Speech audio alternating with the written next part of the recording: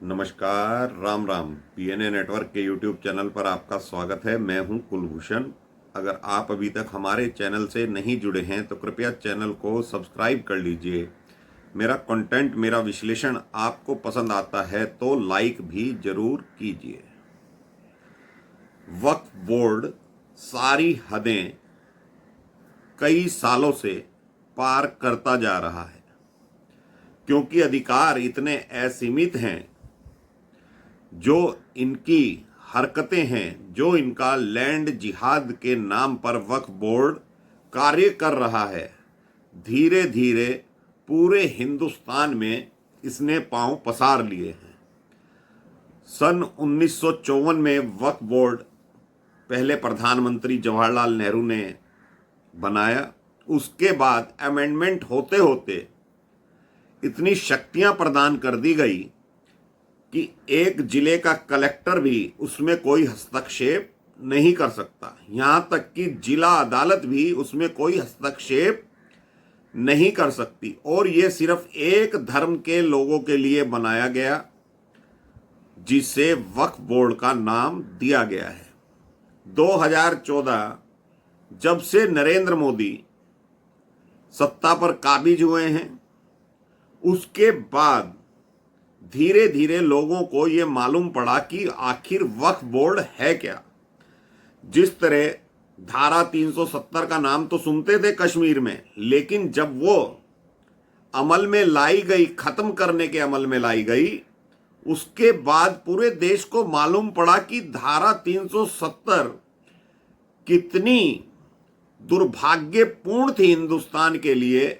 ऐसे ही आज वक्फ बोर्ड अपने कार्य कर रहा है, हिंदुस्तान के विरोध में कर रहा है, और इस देश में रहने वाले वो नागरिक कर रहे हैं जो अपने आप को अल्पसंख्यक कहते हैं। उन लोगों की जमीनों को अपना बता दे रहे हैं, जिसमें मुकेश अंबानी का भी अपना घर है। सरकारी संपत्तियों पर तो ये अवैध रूप से कब्जा कर ही लेते हैं। आपने सड़कों के किनारे देखा होगा, दरगाह बनी होती हैं, वो भी ये अपनी संपत्ति बताते हैं। और सरकारी संपत्तियां तो इनकी अपनी निजी हो जाती हैं। और ऐसे ही वक्फ बोर्ड धीरे धीरे हिंदुस्तान में काबिज होता चला जा रहा है। अब ये कानून क्यों बना, इसमें अमेंडमेंट क्यों होते चले गए? पहले इतना प्रचार प्रसार भी नहीं था। एक ही माध्यम हुआ करता था, नेशनल टीवी का, जिसमें डीडी न्यूज़ पर खबरें सुनी जाती थी। लेकिन आज सोशल मीडिया पर हर तरह की खबरें आपको सुनने को, देखने को मिल सकती हैं। और अब तो मोदी सरकार भी 44 अमेंडमेंट वक्फ बोर्ड में करने जा रही है। हो सकता है कि आज या कल या इसी संसद सत्र में इसका ड्राफ्ट लोकसभा में पेश कर दिया जाए। तो वक्फ बोर्ड की जो शक्तियां हैं, उसमें सिर्फ हाई कोर्ट और सुप्रीम कोर्ट ही हस्तक्षेप कर सकती हैं। वो भी अपने मनमाने तरीके से करती हैं, जबकि जो कानून पास किए गए वो वक्फ बोर्ड के हित में किए गए। उसमें सुप्रीम कोर्ट को भी पावर नहीं है कि वो मुकदमे सुन सके। लेकिन सुप्रीम कोर्ट और हाई कोर्ट अब बुरी तरीके से अवैध संपत्ति जो वक्फ बोर्ड अपनी बता देता है, उस पर कार्यवाही करने लगी है। और सुप्रीम कोर्ट ने तो कई बार केंद्र सरकार को नोटिस जारी करके ये आग्रह किया है कि आप वक्फ बोर्ड पर कोई ऐसा एक्शन लें जिससे हमें रोज रोज ये याचिकाएं आ जाती हैं, बहुत दिक्कत होती है। सुप्रीम कोर्ट को यानी कि मालूम है वक्फ बोर्ड वाले अवैध तरीके से संपत्तियों पर नोटिस जारी करके अपना बना लेते हैं। फिर जिसके अंदर हिम्मत होती है मुकदमा लड़ने की, वो हाई कोर्ट या सुप्रीम कोर्ट चला जाता है। निचली अदालतों में तो सुनवाई हो ही नहीं सकती, कोई पावर नहीं है। डिस्ट्रिक्ट मजिस्ट्रेट को कोई पावर नहीं है।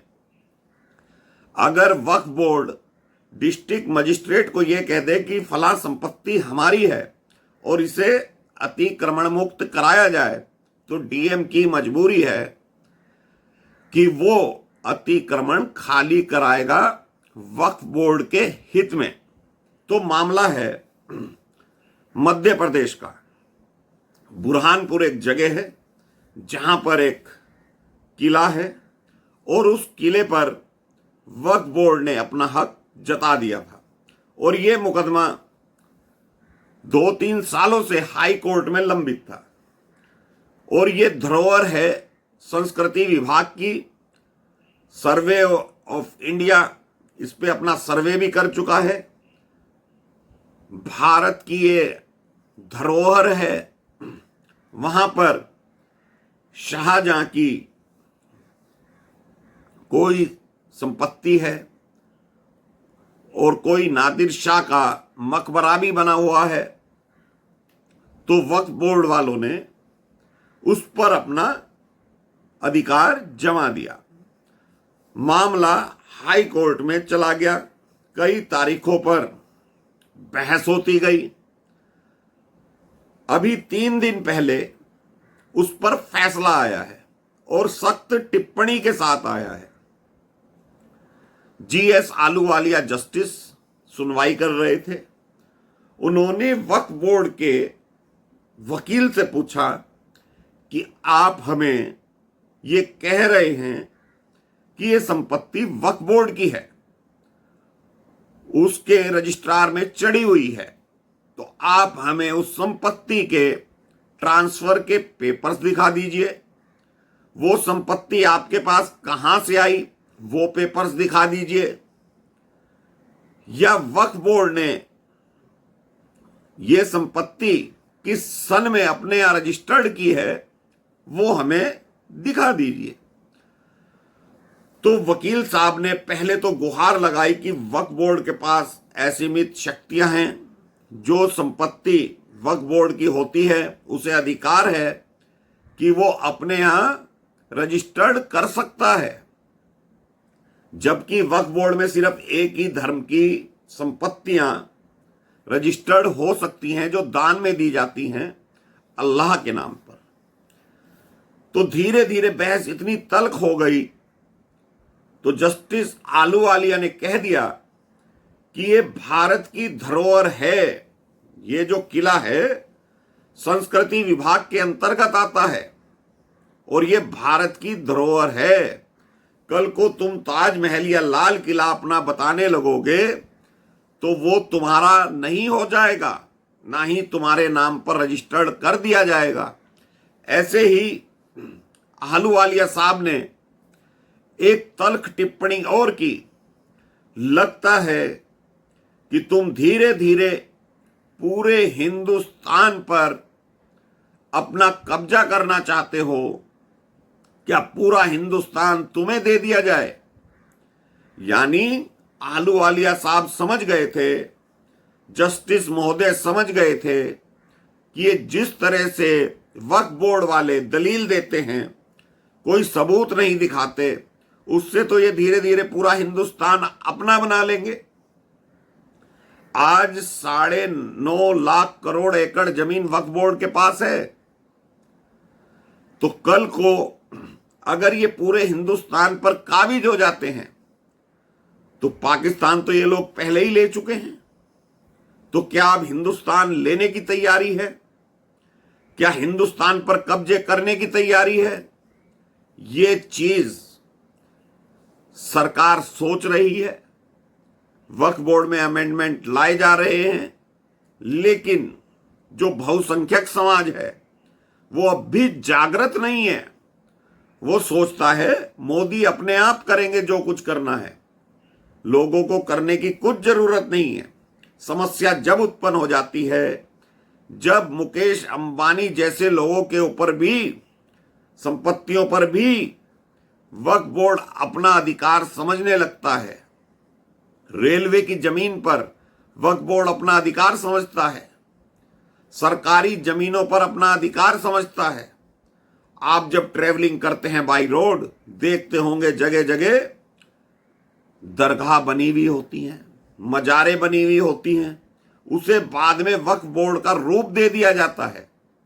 तो जो सरकारी संपत्ति है वो ऐसे ही किसी धर्म विशेष को फ्री में मिल जाए और रजिस्टर्ड वो अपने यहां कर ले, तो ये देश के साथ गद्दारी है या नहीं है, ये सोचना आपका और हमारा विषय है।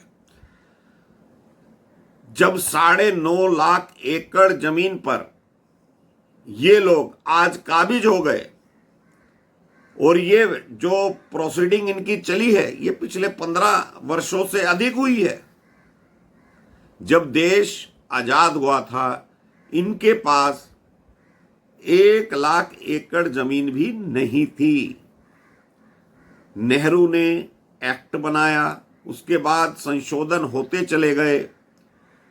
नरसिंह राव की सरकार ने विशेष रूप से इन्हें अधिकार दे दिए, और सोनिया गांधी 2013 में मनमोहन सिंह को आदेश करती हैं, दिल्ली की प्राइम लोकेशन पर 133 संपत्ति अरबों खरबों रुपए की वक्फ बोर्ड को दे दी जाती है।